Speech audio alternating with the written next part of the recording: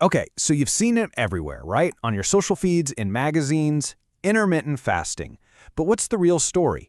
Is it just another health trend that's going to be gone in a year, or is there some actual solid science behind it? Well, that's exactly what we're going to unpack today. So let's start with a really interesting question. What if when you decide to eat is just as important, maybe even more so, than what you're eating? I mean, think about that.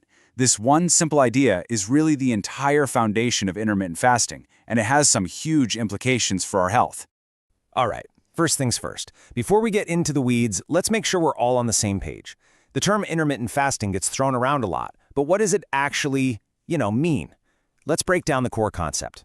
At its heart, intermittent fasting, or IF, isn't a diet in the way we usually think about it. It doesn't tell you to stop eating carbs or to swap cake for kale. Nope, it's an eating pattern that's all about when you eat. It's about creating these specific cycles of eating and not eating. And look, this is not a one-size-fits-all kind of deal. There are a bunch of different ways people do this. The most popular one is probably the 16-8 method. You fast for 16 hours and you eat all your meals within an 8-hour window. Then you've got the 5-2 method, where you eat like you normally would 5 days a week, and on the other 2 days you seriously cut back on calories. There's even alternate day fasting, and another approach called time-restricted feeding, which is all about syncing up your meals with your body's natural daily clock. Okay, so we get what it is, but how does it work? What's actually going on inside your body when you switch from eating to fasting? The best way to think about it is like you're flipping a switch, a metabolic fuel switch. It's actually a fascinating chain reaction. As soon as you start fasting, your insulin levels drop. And that's the key. It's like unlocking the door to your body's stored fat. Your body then starts burning that fat for energy, which can lead to the production of something called ketones. Ketones are an amazing alternative fuel source, especially for your brain. But maybe the coolest part happens at the cellular level. A process called autophagy kicks in, which is basically your cell's internal cleaning crew going to work, clearing out junk and making repairs. And this whole process is designed to improve something really important, your metabolic flexibility. Think of your body like a hybrid car.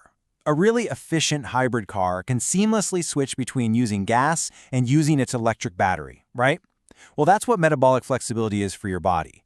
The ability to easily switch between burning carbs for fuel and burning fat for fuel. So why is this such a big deal? Well, if your body is stuck primarily burning glucose, you're more likely to get those afternoon energy crashes we all hate. But a body that's metabolically flexible, it can just tap into your fat stores for a steady supply of energy. Your energy levels are way more stable. And that's why scientists see this flexibility as a really key sign of good metabolic health.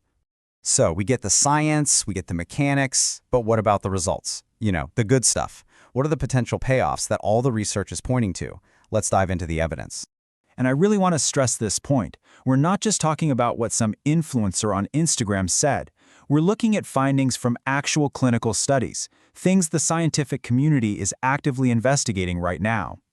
Okay, the big one everyone talks about is weight management. And yes, studies do show that IF can lead to weight loss.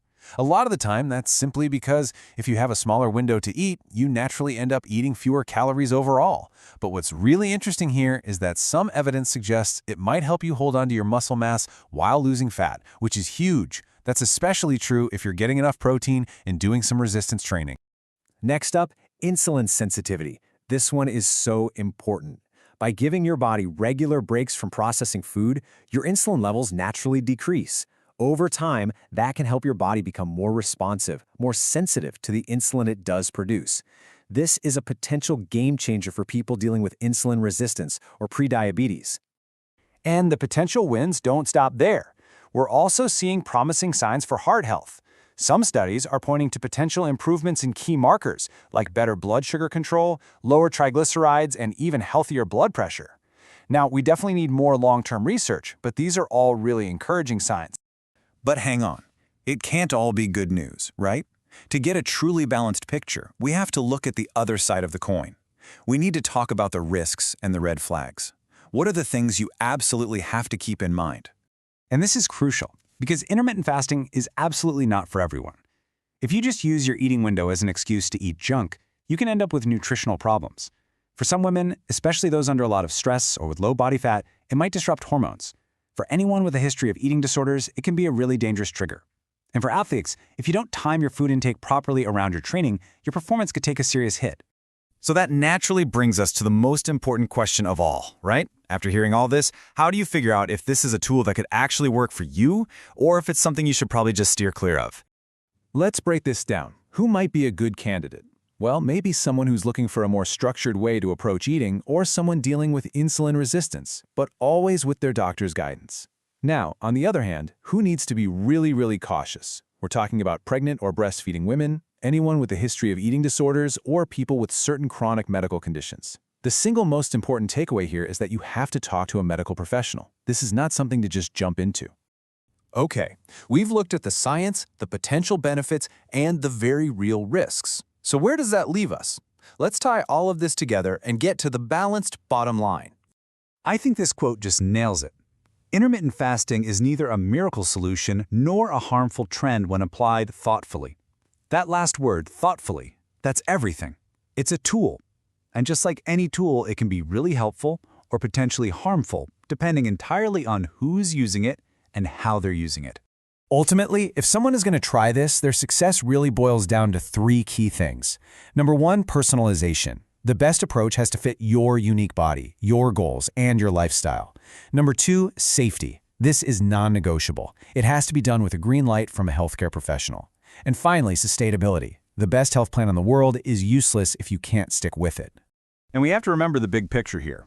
Intermittent fasting, even if it works for you, is just one tool in the toolbox. It's not a magic bullet that lets you ignore the fundamentals. Things like getting good sleep, managing your stress, moving your body, and eating high-quality food, those are, and always will be, the true foundations of good health. Which really brings us full circle. Since the key to all of this is personalization, the real question isn't just about the timing of your meals, it's about everything. So we'll leave you with this to think about. What does your healthiest day, from start to finish, truly look like? Thanks for joining us for this explainer.